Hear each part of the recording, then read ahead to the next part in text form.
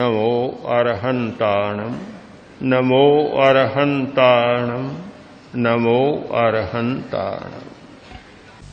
हम विद्युत को खर्च न करें, रेचन करें। रेचन, वृत्ति का रेचन करें। जो वृत्ति के परमाणु हैं उन परमाणुओं का रेचन कर दें और अपनी बिजली को सुरक्षित रख लें। यह है अध्यात्म की प्रक्रिया। दबाने की बात नहीं। दमन को मैं पसंद नहीं करता। और मैं मैं देखता हूं कि मैंने जितने ग्रंथों का, अध्यात्म के ग्रंथों का अध्ययन किया, मुझे नहीं लगता कि किसी भी अनुभवी आचार्य ने दमन का प्रतिपादन किया। कोई दमन की भाषा नहीं मिलती। हो सकता है कि धर्म के क्षेत्र में भी ऐसे लेखक हुए हैं जिनका अपना कोई अनुभव नहीं था और केवल ये दमन की बात उनके मन में बैठ गई और उन्होंने दमन की बातें लिखी हो। पर हर किसी लेखक की बात मान्य नहीं होती। अध्यात्म के शास्त्र में एक बहुत बड़ी चर्चा है कि किसकी बात माननी चाहिए। नहीं कि किसी धार्मिक ने लिख दिया और मान लिया, यह नहीं हो सकता। जैन आचार्यों ने इस विषय पर बहुत विशद चर्चा की है कि किसकी बात मान्य होनी चाहिए। बहुत बड़ी चर्चा की है। उन्होंने कहा कोई धर्म का गुरु बन गया और वह कहे मैं ये कहता हूं, बात मान्य नहीं हो सकती। नहीं हो सकती, नहीं हो सकती। बात उसी की मान्य हो सकती है जो व्यक्ति 10 पूर्व का ज्ञानी हो, इतनी बड़ी विशाल ज्ञान राशि हो और जिसका दृष्टिकोण सम्यक हो, जो आत्मा को उपलब्ध हो, आत्म प्रवाद पूर्व का अध्येता हो, आत्मा की गहराइयों में जो जा चुका हो, वही व्यक्ति जो कहता है वह बात प्रमाण होती है। दूसरे किसी व्यक्ति की बात प्रमाण नहीं होती, चाहे वह धर्म की आराधना करने वाला लेखक हो।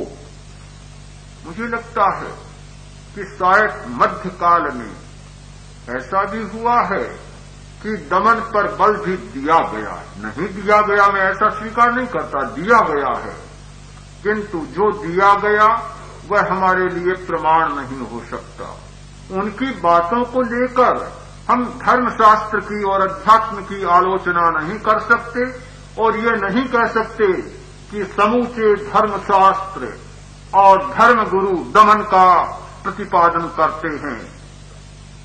आचार्य रजनीश जी ने धर्मगुरुओं पर और धर्म पर यह बहुत बड़ा आक्षेप किया है और बार बार करते रहते हैं कि धर्म हमें दमन सिखाता है, धर्म गुरु हमें दमन सिखाते हैं। किंतु मैं मानता हूं कि यह बहुत बड़ा एक झूठा आक्षेप, इसमें सच्चाई नहीं लगती और इस अर्थ में नहीं लगती कि धर्मशास्त्र दमन नहीं सिखाते। धर्मशास्त्र रेचन की बात सिखाते हैं। रेचन की यह पूरी जो निर्जरा की प्रक्रिया है, तपस्या की प्रक्रिया है, यह रेचन की प्रक्रिया है, निर्जरा की प्रक्रिया है। निर्जरा का सिद्धांत दमन का सिद्धांत नहीं, किंतु जो कर्म परमाणु जुड़े हुए हैं और जो हमारी वृत्तियों को जगाते हैं, उन सारे कर्म परमाणुओं का ही रेचन कर देना, उन्हें बाहर निकाल देना, समाप्त कर देना और साथ में शोधन कर देना। रेचन, शोधन और संवरण, संवर कर देना। ऐसी व्यवस्था करना कि पुराने परमाणु तो झड़ जाएं और नए परमाणु भीतर न जा सके। ये दोहरी व्यवस्था धर्म के आचार्यों ने की है। दोहरी व्यवस्था मैं मानता हूं कि धर्म के आचार्य या धर्मशास्त्र ये नहीं बताते कि वृत्तियों का दमन करो।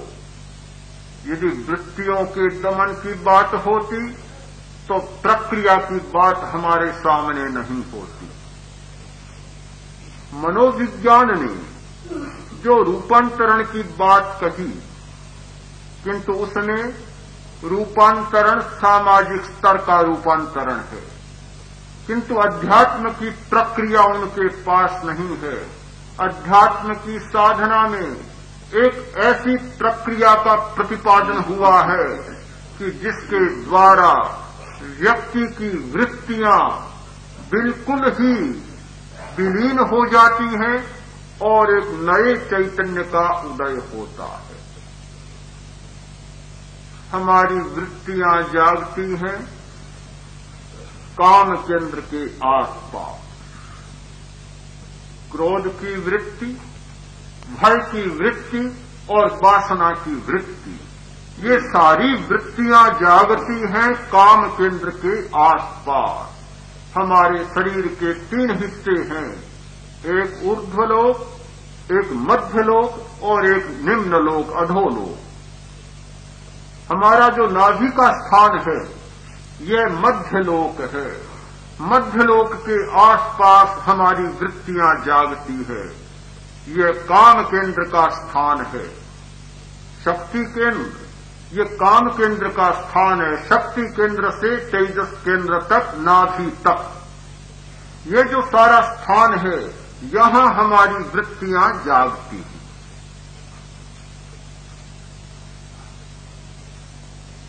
यहां कुछ ग्रंथियां हैं। नाभि के पास एड्रिनल ग्रंथियां हैं 2, और वे हमारी सारी वृत्तियों को उत्तेजित करती है। यह मोहनीय कर्म, मूर्छा के जागरण का यह मुख्य केंद्र है। यहां क्रोध की वृत्ति जागती है, यहां भय की वृत्ति जागती है और यहां काम की वृत्ति जागती है। जब हमारी ऊर्जा इसके आसपास घूमती है, इस एड्रिनल ग्रंथियों के आसपास ऊर्जा घूमती है, तो वे ही वृत्तियां जागती रहती हैं और बार बार हमें सताती रहती है। हमें जो करना है वह करना है ऊर्जा के दिशांतरण की बात। ऊर्जा की दिशा को बदल देना, उसके प्रवाह को बदल देना। जो ऊर्जा नीचे की ओर बहती है और नीचे की वृत्तियों को शक्ति देती है, उस ऊर्जा को ऊर्ध्वगामी बनाना, ऊपर की ओर ले जाना, ज्ञान केंद्र की दिशा में प्रवाहित करना, ऊर्जा का मार्ग बदल देना। जब हमारी ऊर्जा ऊपर की ओर बहने लग जाती है, वृत्तियां अपने आप शांत हो जाती है। जब हमारी ऊर्जा ज्ञान केंद्र तक पहुंचती है, उन वृत्तियों का, वृत्ति के केंद्रों का भी शोधन होने लग जाता है। शोधन हो जाता है बिल्कुल। लेस्या के सिद्धांत में बतलाया गया कि खीरे दूसिम पप्प, कृष्ण लेस्या नील लेस्या के भावों को प्राप्त कर और नील लेस्या में बदल जाती।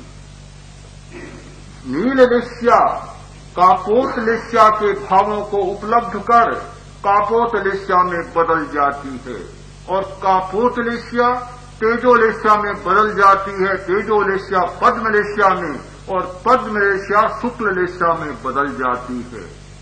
जैसे खीरे दूसिम पक्के, दूध है, दूध में दही डाला गया, जामन दिया गया, दूध दही बन जाता है। शुद्धेवा बत्थे रागम पक्के, सफेद कपड़ा है, रंग से रंगा गया कपड़ा लाल बन जाएगा, पीला बन जाएगा और बैंगनी बन जाएगा, नीला बन जाएगा। जैसे रंग को प्राप्त करता है सफेद कपड़ा, वैसा बन जाता है। बेरुलिएवा मनीषिया कन्न सुत्तएवा नील सुत्तएवा, जैसे पैडूर्य मणि होता है, काले डोरे में पिरोए काली आभा चमक आ जाएगी। नीले डोरे में पिरोए नीली चमक आ जाएगी और लाल में पिरोए तो लाल आभा आ जाएगी। स्फटिक के सामने जो भी रंग आया स्फटिक में वैसा ही प्रतिबिंब हो गया। हमारी लेस्याएं भावों के परिवर्तन के साथ साथ बदलती रहती है और जैसे जैसे लेस्याएं बदलती है हमारा आभा मंडल बदलता रहता है। हम लेस्या का परिवर्तन कर अपनी वृत्तियों का संशोधन कर सकते हैं और ये जो नीचे के केंद्र हैं, काम केंद्र हैं, उस काम केंद्र का भी संशोधन कर सकते हैं। उसे ऐसा निर्मल बना सकते हैं कि फिर वह काम की वृत्तियां, क्रोध की वृत्तियां आए किंतु वहां जाग न पाए।